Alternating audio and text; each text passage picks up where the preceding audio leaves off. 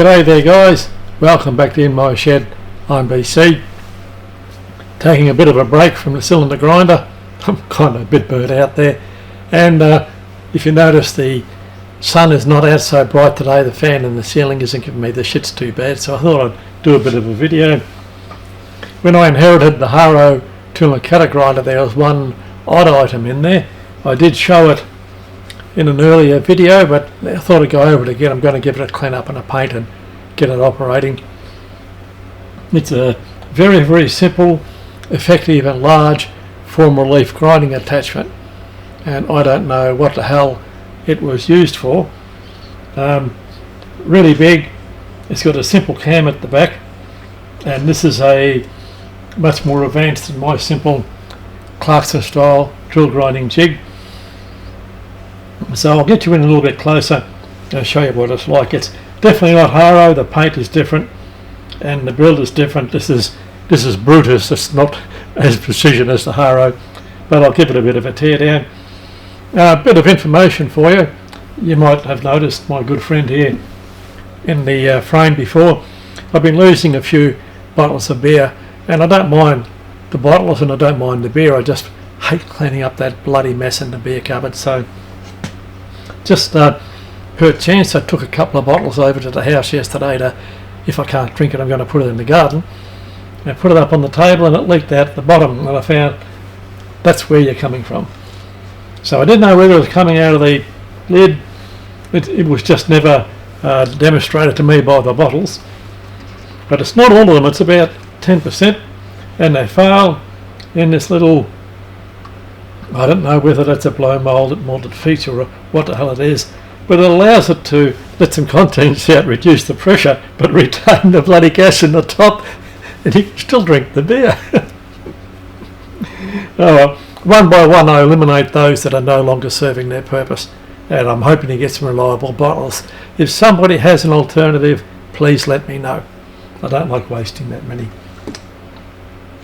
One of the first things I noticed about this particular attachment is the size of it. It's got this huge collet in the front, which I think from memory is 30 millimeters, and I couldn't think of a purpose for it. And then I came back to a couple of cutters that a subscriber gave me a while ago, gave me a handful actually, and they're quite large. Some of them are brazed carbide cutters. They're odd angles, they're not 15, 30, 45 or whatever, you know, they're weird angles. They're marked off with somebody else's part number, I don't know who. Now I got to thinking these might be drafting cutters for use in a hydrotal or some ancient technology that goes back before this modern CNC gear, where items like this would be used for making large D bits or counter bores or something. So after I zoom you in and we try and take it apart, if you've got any idea what the hell it was used for, please let me know. I'd find that of interest. But it would have to be large cutters like that style of shank. These, neither of them fit, but it just gives you an idea of what I think that this item was used for. It has a through bore of about 30 millimeter. It's quite hefty, it's about 15 kilos. So I'll stop gas bagging, bring you in a little bit closer with the camera. Sorry if my voice isn't too good today. I've got new teeth and they are giving me the shits big time. I'm not joking. Very hard to talk without biting myself. Okay, bring you back in a while. Okay, it's been a while since we had some time on the bench, and I will pause this rather than have you see me struggling to get things undone or whatever. That's not fair on me or you. It's a very simple mechanism. Matter of fact, it's a genius piece of mechanism, as a lot of these old mechanical designers are. Very smart people. You move the shaft anti-clockwise. These pins climb up the cam piece, and when they get to the end of the cam, they drop back in, and that gives you less and less relief until you get to the cutting edge, because you're going backwards, and then it drops in waiting for the next land of the cutter. Oh, shite. Now, very adjustable. This cam can be swiveled to increase or decrease the amount of clearance. It can be moved along a slide here, and also it can be positioned in different places. Now there's multiple pegs available in this. There's 4 in it at the moment, so that's a 4 flute cutter. There's 2 more down here to make it suitable for a 3 flute cutter, and then there's these 2 to do 2 flute cutters. So very, very simple technology. We'll take it apart a bit.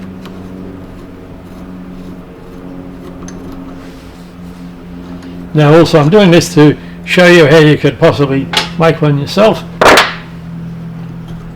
This cam would just be a piece of pipe.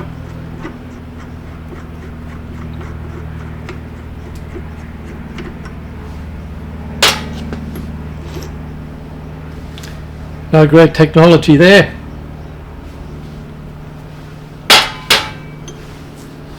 That's the slide that the bracket moves on. It's got a groove machined in the back there. And at any time, if you guys want a better photograph or a close-up, just yell out. But I would suggest, like what I did, just build it out of the shit you got in the shop.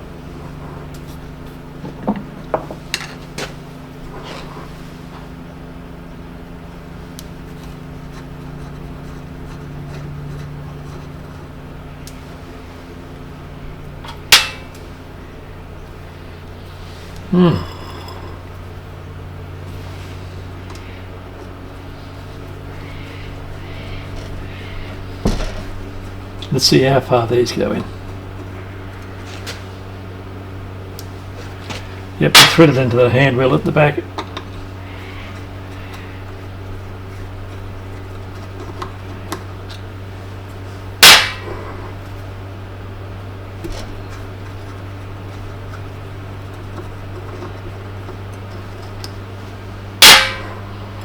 Now there is a big spring captive inside, so at some stage if you hear a sprawling and an ow, that will be me. I'll come back with a bigger screwdriver. Okay, back again. I don't know why some fitters think they have to give all of these screws bejesus tight treatment. It doesn't really help. And also the liberal use of bloody Loctite on a grinding fixture, my God. Okay, we have 3 countersunk screws in the back, and this is one I prepared earlier. I have tapped it free. There is a live spring in there, but it's only got a short travel, I hope.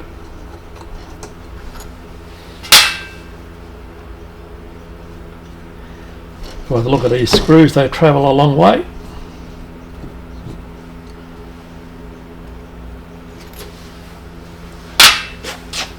Just a simple hand wheel, although it worked very well made, very well put together.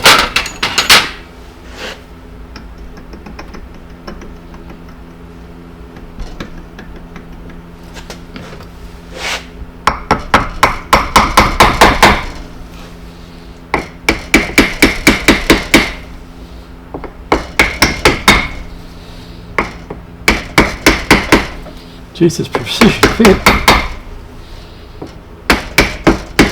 Might have come with the Haro rather.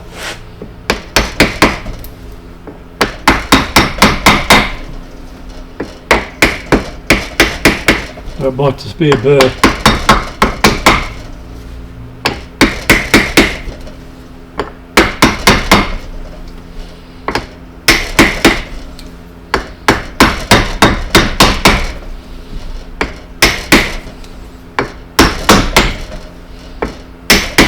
Oh, on the way.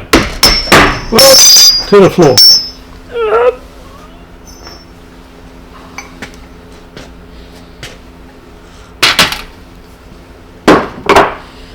All these parts will be treated equally to a dose at a cleaning machine. Good old parts cleaner. Okay, heavily knurled collet retaining nut,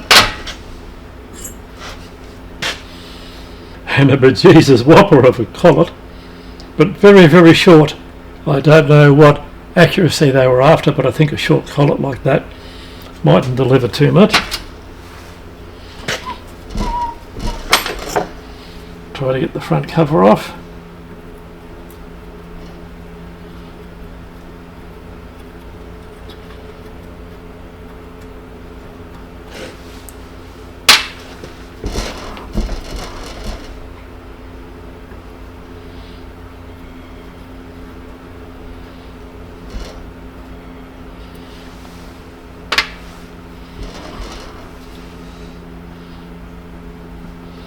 One thing I'm going to have to make up for the parts cleaner is a small wire mesh basket for all these screws and little bits of crap.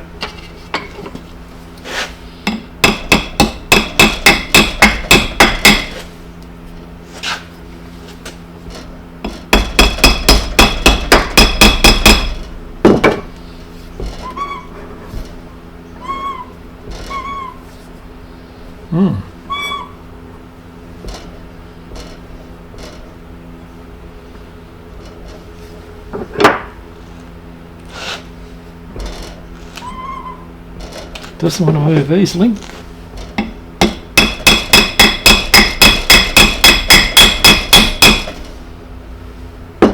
Won't waste your time.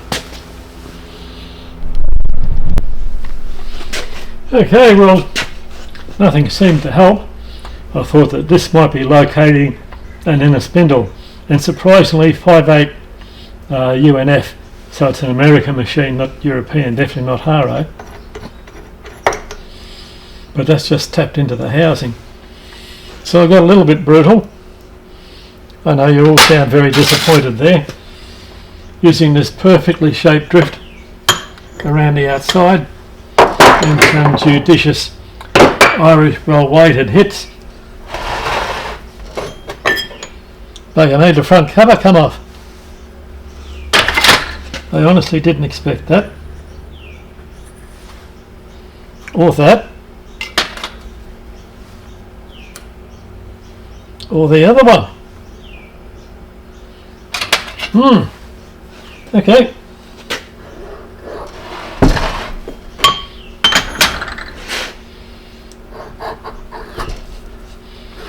Look at the bloody size of this thing. They don't say that about me. Ugh.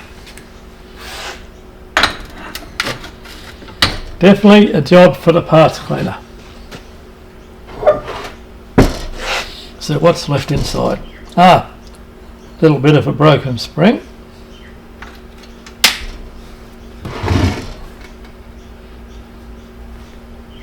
And just a couple of plain bronze bushes.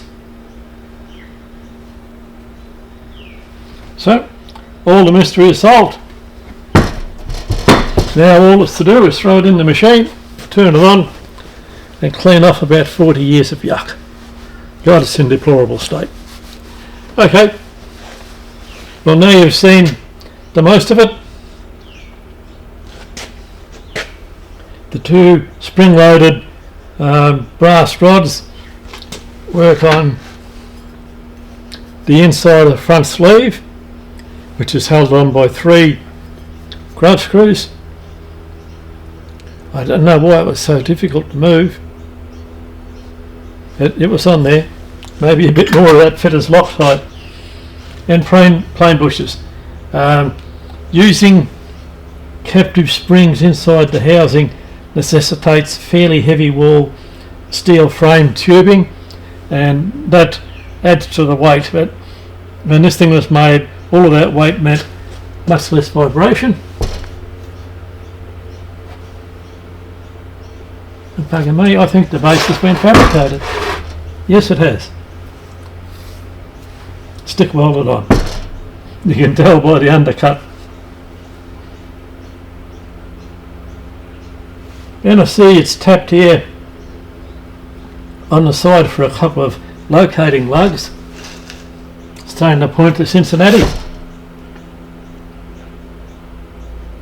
Anyway, I'll clean it up well and bring you back for a look.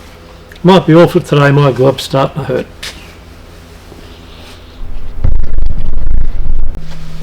How the hell I survived for years without one of these machines, I do not know. It says aqueous parts cleaning solution, just means it's mixable with water. It's a highly not acidic, caustic solution, but it does wash off well with water. Brings the parts up bloody lovely and very, very easy to use. Okay, you can look at it all when it's much cleaner. Okay guys, I've given a little bit of a wash and polish as it does with Mr. Sheen, and the component parts have come up reasonably clean. It's been a hybrid assembled out of other parts, probably at the demise of one tool and cutter grinder. This is just a generic base from a Cincinnati or similar tool and cutter grinder, and eventually gone to the extent of making a graduator base. So it was put into reasonable technical work. That's what that points to me. The central body, yes, it is fabricated. The base is welded onto the heavy wall tube. Take my hat off to that guy. Quite a good weld for the heavy plate. Bronze bushes in both ends. So yeah, quite a good deal of work. Just a simple big bolt coming up from the base to hold the main body on. Would I build one the same? No, I think I'd be a little bit different. I'll just try and zoom you in a little bit. If I can get my finger on the bloody zoom control. And that's a little bit better.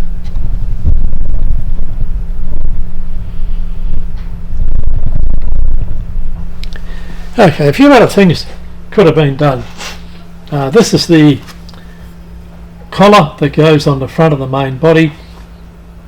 That's what the two springs work on, and I think rather than a deep body like this, although that's good, it keeps the poo out, I would have had a disc at the front with a sprung loaded lever and a ball bearing.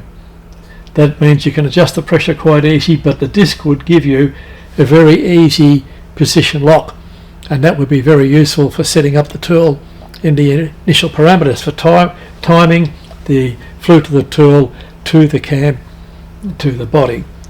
So a lock at the front would have been good with a disc, but hey, this is the way they built it. You know, who am I to criticise? It was built for one specific job, I think, and what that is I don't know. It's been built extra strong, like look at the bloody spindle. My God, it's got about a 32mm hole through the middle.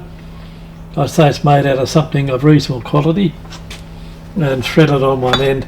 I've got to say the fitter that built this, the machinist, is a pretty good operator.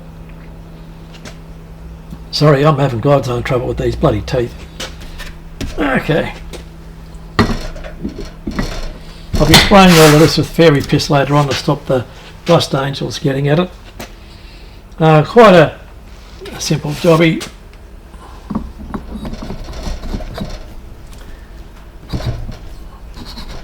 Nope, it's telling me lubricate first. Some things just give you a message like that.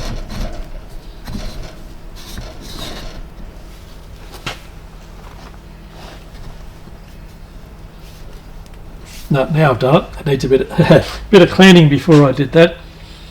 Okay, that's the main body, the collet retaining nut, and quite a large collet with a steep taper. I don't know that that is a standard collet. It could well be a special build, as the whole machine is. This device is the cam ring, I suppose you'd call it, and the indexing pins, or the cam pins, just screw into this plate that sits on the back of the main spindle. That part of it's quite simple. The neat device is what lines up on the side here, and no, that's stuck in. I'm going to have to put a drift in and bang that out. Yeah. The fairy pissed his old quite a bit of shit on the main body. this is the interesting bit. And that way.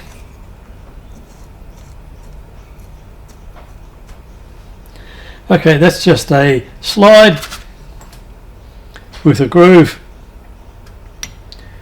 put through there to go around the fastener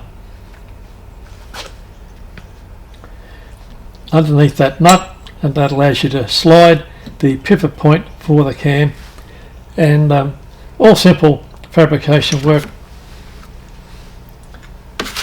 And the cam itself is, quite easy put together, nothing fancy. That is just a piece of heavy wall pipe, I'd say. It's had a flat put on it, mounted like so for the cam. All up, bloody brilliant idea. Will I make a set of drawings for it? No, I don't have the time for that sort of thing. Can you make one yourself? Well, even a hand wheel like that could be stolen off another piece of machinery, and quite easy to put together. So anyway, you have something that's easy build. I would build it about half the size. This must have been doing really big cutters like these. That's about the only reason I could think of to have something so heavy. Okay, please like and subscribe if you haven't, and I'm going to take my sorry teeth back to the house and have a little cry. Bye for now.